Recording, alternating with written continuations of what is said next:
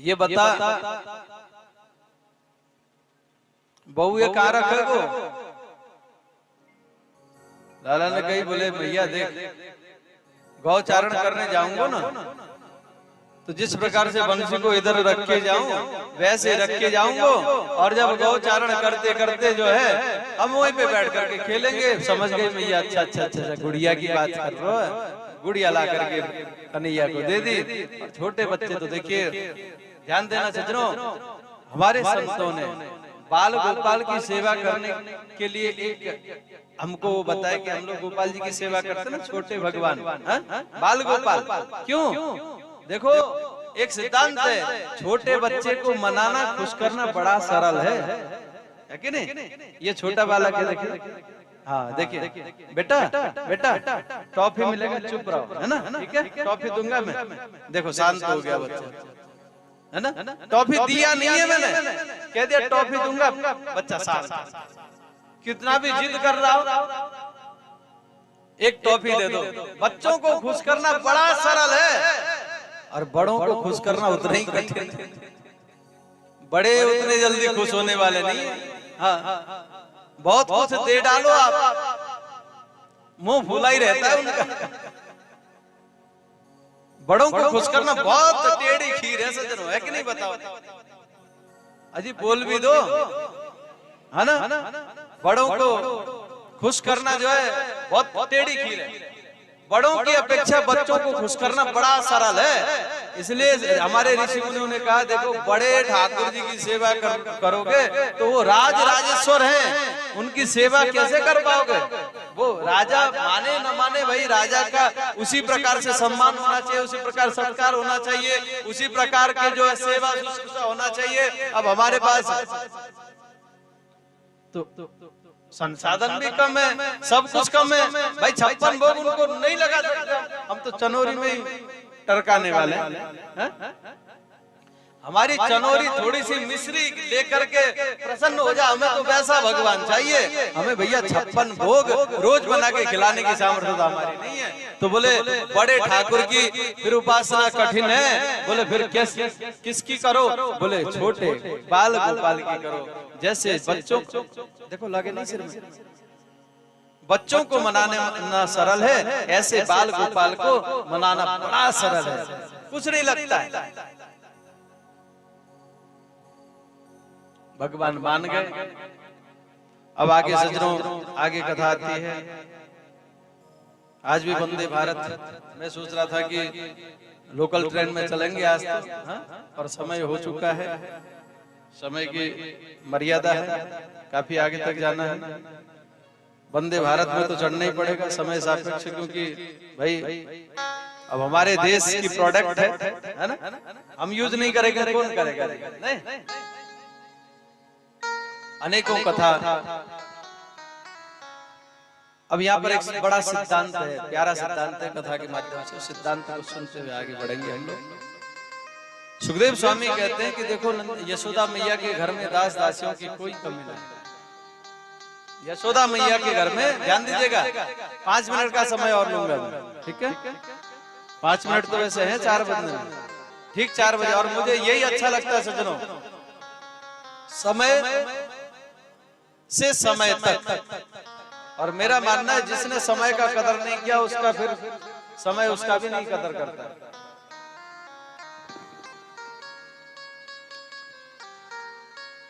अनेकों दास दासी हैं यशोदा मैया के घर में, कोनो कमी नहीं है। परंतु यहाँ सुखदेव स्वामी कहते हैं,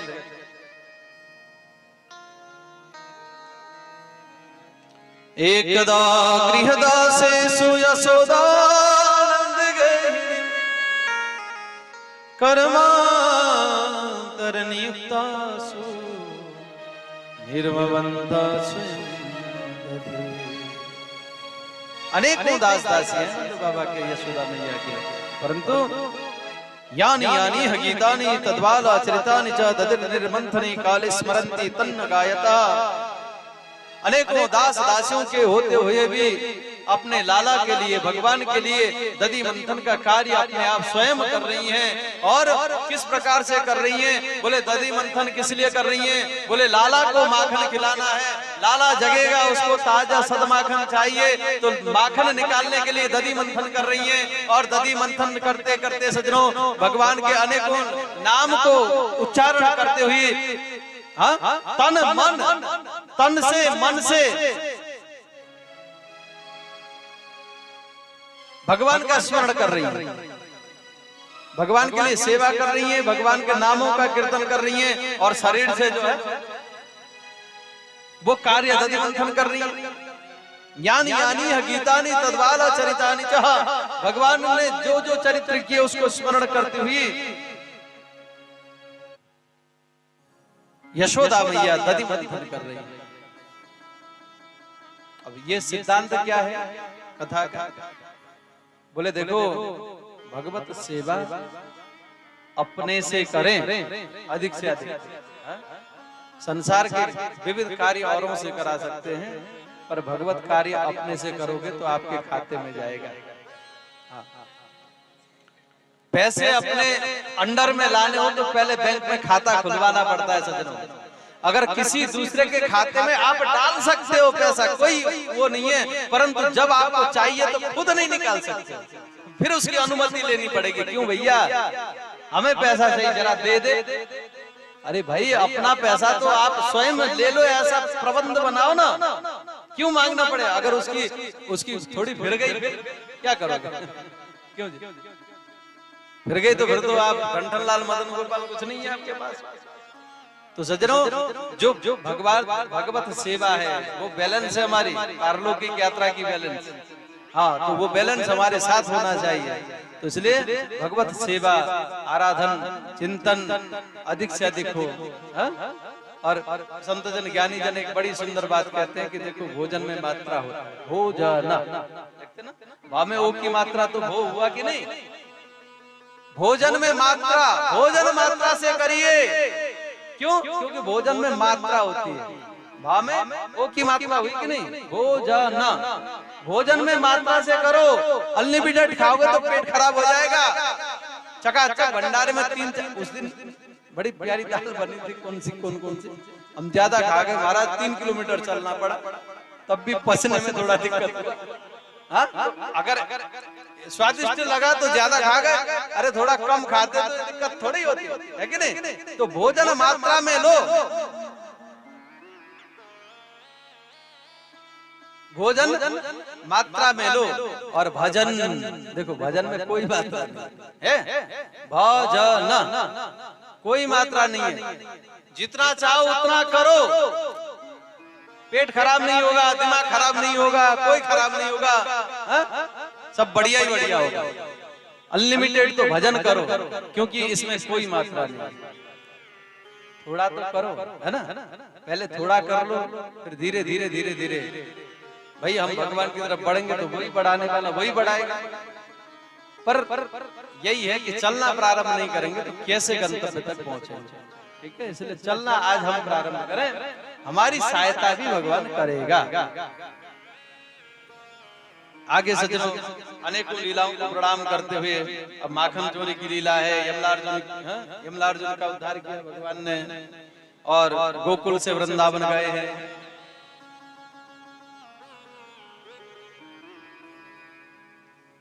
वृंदावन गए, वृंदावन जाने के बाद में गोपाल बने भगवान।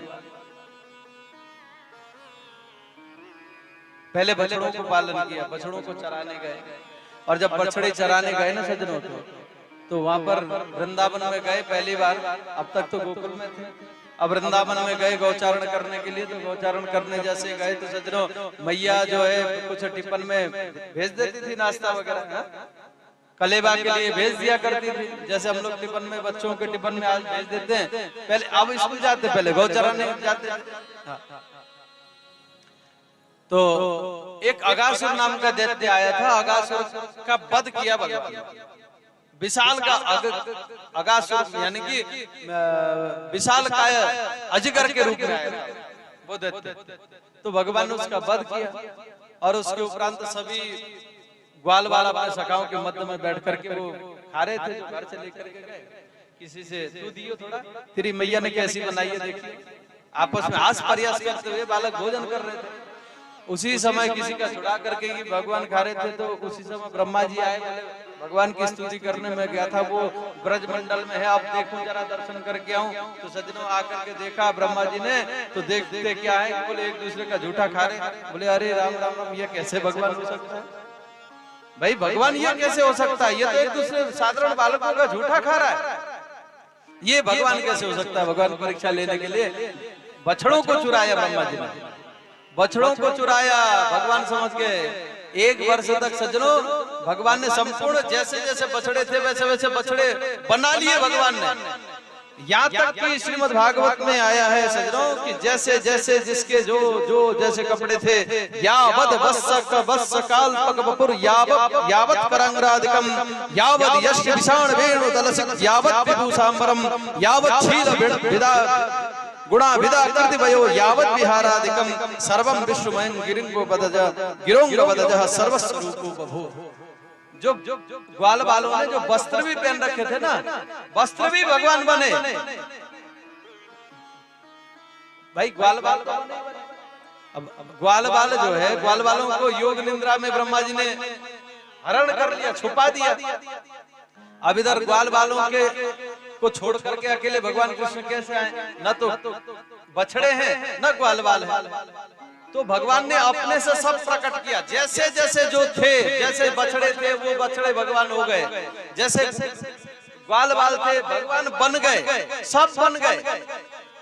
ये 1 वर्ष तक लीला चली और इसमें कहानी बड़ी है सज्जनों, बड़ी भावनात्मक है भागवत। अब क्या करूं बोलो, सभी भावों को प्रणाम करते हुए अंत में ब्रह्मा जी को पता पड़ा कि महाराज मैंने बहुत अपराध किया, भगवान के चरणों में नमन किया, प्रणाम किया, भगवान कुछ नहीं बोले। इस प्रकार से ब्रह्मा जी की भी दिमाग जो है समझ नहीं सकते भगवान की लीला को। इस प्रकार से आगे काली अदा पर काली नाग के ऊपर भगवान ने कृपा करी है, ये कथा बतलाई। आगे नाग पत्नियों के ऊपर भगवान ने कृपा करी। आगे वर्षा ऋतु शरद ऋतु का वर्णन और चीर हरण का प्रसंग यहाँ पर श्रवण कराया। चीर हरण से अभिप्राय सज्जनों इतना ही समझे। देखिए चीर हरण में लोग बाग अक्सर शंका भी करते हैं, बोले महाराज भगवान ने स्नान करते हुए गोपियों के वस्त्रों को लेकर के पेड़ में चढ़े, ये कैसे? तो एक सिद्धांत के द्वारा, एक सूत्र के द्वारा आप लोग समझे चीर हरण का मतलब क्या, अभिप्राय क्या है। देखो जी, इस जगत में जहाँ पर हम रहते हैं, इस जगत में परिधान से परिचय है, परिधान से वस्त्र से व्यक्ति की परिचय। भाई हम किसी को नहीं जानते, धोती कुर्ता पहन के आ जाए तो आंख बंद करके कह दोगे पंडित जी आ रहे हैं। क्यों जी? हम लोग जिससे हम परिचित नहीं है, धोती कुर्ता पहन करके कोई बंदा आ रहा हो तो हम क्या कहेंगे, पंडित जी आ रहे हैं, कहेंगे कि नहीं? और खाकी ड्रेस पहन करके कोई आएगा तो आप भले परिचय आपका हमारा नहीं है उनसे, पर हम क्या कहेंगे, पुलिस वाले भैया आ रहे हैं, कहते हैं कि नहीं कहते? और सूट पहन करके कोई आए तो बोले कोई बहना आ रही है भैया उधर से, साड़ी पहन के आए तो बोले भैया मैया आ रही है। ठीक बढ़िया, जटा है, दाढ़ी है, बढ़िया आ रहे महाराज, जो संत जी आ रहे। बाह्य परिधान से ही हमारा परिचय है कि नहीं? बताओ। बाहर से वही बाह्य, बाहर से भाई ये कपड़े से सीधा सीधा परिचय हमारा है संसार में। कोई काला कोट पहन के आवे तो वकील साहब, नेताजी की अलग ड्रेस है, सबके अलग अलग ड्रेस से हम जाने जाते हैं। मानो भगवान चीर हरण के माध्यम से ये कहना चाहते हैं कि यदि तू धोती कुर्ता पहन करके तू पंडित बन करके मेरे पास आएगा तो तुझे मेरी प्राप्ति नहीं होगी। फिर क्या कैसे आना होगा? बोले मेरा बन के, मेरा बन के आ तो तुझे मेरी प्राप्ति होगी।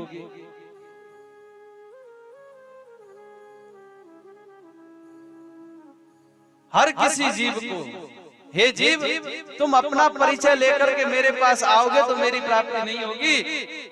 तुम्हें अगर मेरी प्राप्ति करनी हो तो तुम्हें मेरा बन के आना होगा। बस चीर हरण का यही निष्कर्ष है कथा का।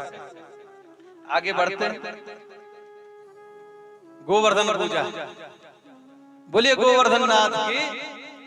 इंद्र की पूजा प्रतिवर्ष करते हैं, परंतु आज कन्हैया ने कही, इंद्र थोड़ा अभिमानी चले, तो कन्हैया ने कही, बोले बाबा ऐसा वास्तविक देव तो जो है ना देवता गिरी गोवर्धन है हमारे। बोले लाला नहीं, हमारे तो इंद्र देवता है, हमारे बाबा परबाबा पिताजी सब उनकी पूजा करते रहे। बोले बाबा ये बात तो मानी हमने, पर वास्तविक देव जो है ना हमारे इंद्र ना है, हमारे वास्तविक देव कौन है? बोले गिरी गोवर्धन है, हम गोपाल हैं, जहाँ पर गौ चरती हैं, गौ का पालन होता है, वही हमारे देवता है।